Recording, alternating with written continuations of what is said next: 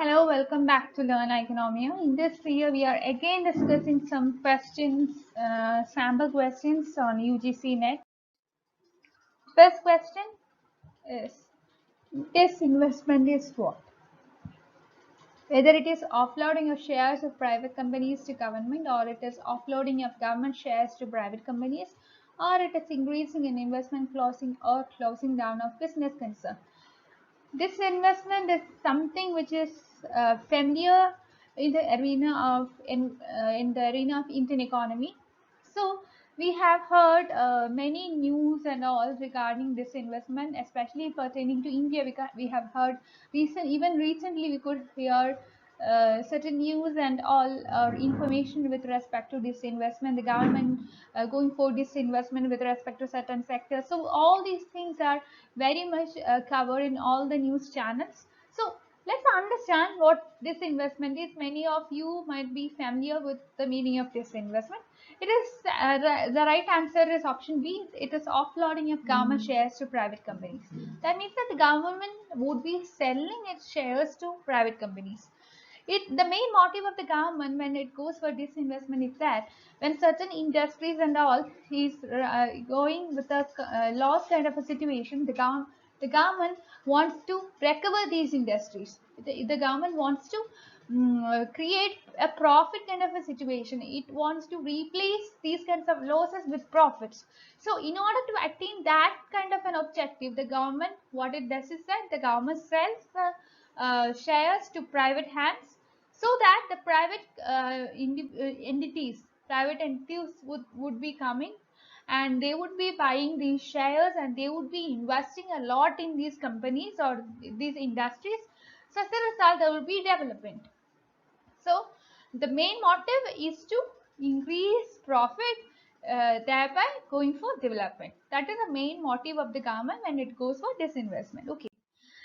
The second question is, which among the following is the total amount of amount of money available in an economy at a specific time? Before seeing the entire options, or before thinking a lot about these kinds of options, let me tell you a very important clue with respect to this question. These kinds of questions can be there in your exam. So just see how to find the right answer here. Just search for the keyword here. Keyword is specific time. Specific time is a stock concept. As you all know, it is a stock concept, and we have to understand the difference between stock and flow. We have to see that it actually means a duration of time. It can be a long duration. So stock is with respect to a specific time period. Here, just by reading the options, you will be able to see that option D. In option D, there is written stock. It is money stock. So the right answer is money stock.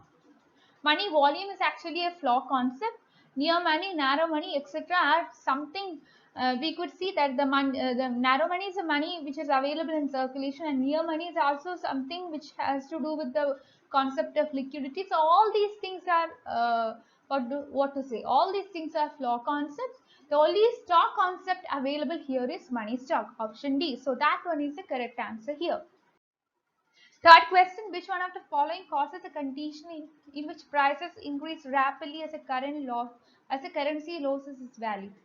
So here also we could find some keywords, and just by reading the question you might be clear that it is talking about inflation. But you have to understand that in each of these options there is an element of inflation. Stagflation is a mix of both inflation and unemployment, and conflation also has got some element of inflation. Uh, Hyperinflation is actually talking about inflation and all, but it means that there is an increase in price level, a sustained increase in price level. That too, there is a fast kind of increase in the price level.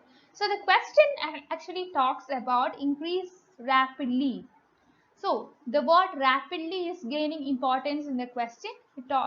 It talks about hyper. Okay, so the right answer is option D, hyperinflation. Coming to the next question, which one of the following is an act of stimulating the economy by increasing the money supply or by reducing tax? We have talked about disinflation in some of the previous videos. Inertial inflation, inflation hedge, and all are actually new terms. Reflation, we can just by reading itself, we can see that reflation has something to deal with what? Inflation. Okay. So, reflation is actually, it is this act of stimulating the economy by just by increasing the money supply or by reducing tax. Whether the government or whether the monetary authority of a country goes for increasing its money supply or reducing taxes, or if it goes for both, the resultant effect is the same, because it will increase the money supply in the economy. Why it is doing so? It actually seeks to bring the economy back up to a normal long-term trend following a dip in the business cycle.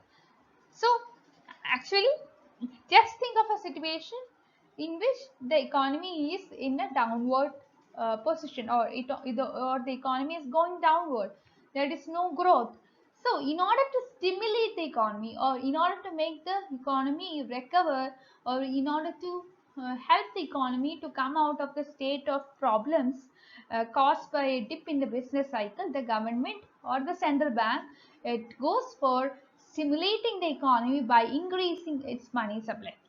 This could be either through reducing taxes or through increasing the public spending, or increasing the spending by the government. So whatever is the instrument used by the monetary authority or the government, central government of the economy, the main motive here is to stimulate the economy. Okay. So the right answer is reflation.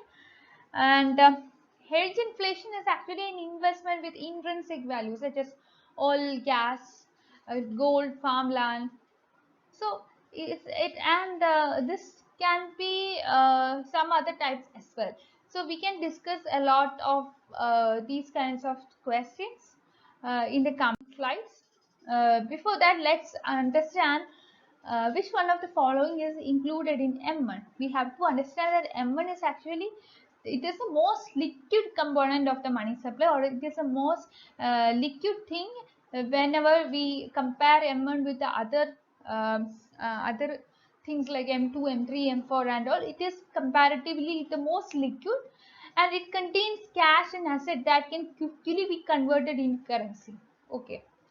So here we can see that M0 plus N1 is a narrow money minus certain things. So narrow money, M0 plus M1 is a narrow money, which includes the currency notes as well as coins, currency notes and coins in circulation, and the other equivalent kind of things which could be easily converted into cash. And M2 is equal to, M2 is actually M1 plus short-term deposit in banks, and M3 is equal to M2 plus long-term deposit in and F4 is M4 is the is M3 plus other kind of deposit. So the correct answer. So first of all, the question is which of the following is included in M1? We could see that it is the most liquid kind of thing. Options are gold, checkable deposits, stock, and credit cards. The right answer is checkable deposits. Which of the following is not seen as an advantage of gold standard? Options are: for a given stock of gold, price in real money supply can only occur if price level declines.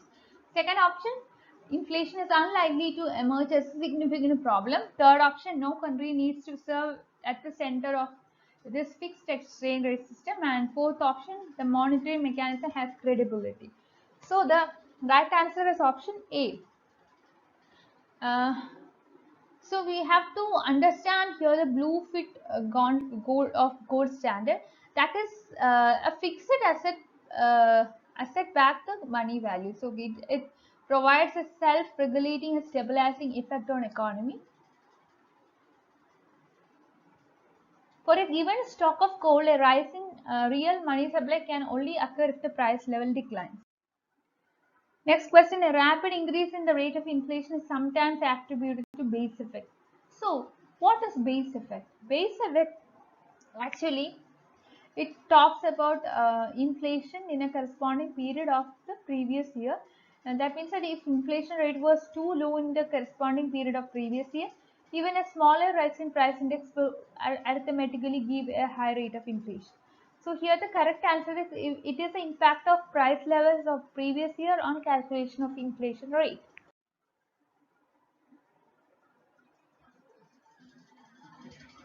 The next question is, a closed economy is an economy. We know a closed economy is an economy which doesn't have got any kind of relationship with the rest of the world. So in that kind of an economy, there won't be any kind of exports or imports. So the right option is option D. Neither exports nor imports would be taking place in a kind of closed economy. Next question. Many times we read the term free market. What does it mean? Free market, whether it is a market where pricing is driven by laws of demand and supply, or it is a market without any kind of restrictions or restraints of the government, or in such kind of market free from extraneous influences could be seen. Actually, these are markets where demand and supply would rule, and also the government has only limited role to play. So the right option is both 1 and 2, option D. Next, you are given assertion and reason. The assertion is that investment has a demand effect. Reason, investment augments the productivity and income in the economy. Just find the correct answer. So the right answer is both A and R are correct, and R is the correct explanation of A. Which of the following statements are true with respect to concept of efficiency? Uh, the four sentences are: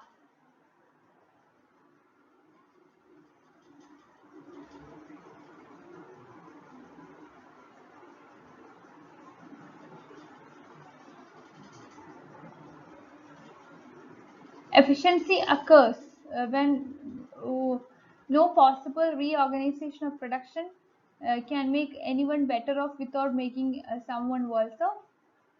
An economy is clearly inefficient if it is inside production possibility frontier. At minimum, an efficient economy on its production possibility frontier. Then when sorry The next options, terms such as Pareto efficiency, Pareto optimality, and allocability efficiency are essentially one and the same, which denote efficiency in resource allocation. Actually, option 1 and 4 are correct. That means sentences 1 and 4 are correct. That means that the right answer is option A. So here you have to understand the Pareto optimality thing, Pareto efficiency thing, and allocability efficiency thing.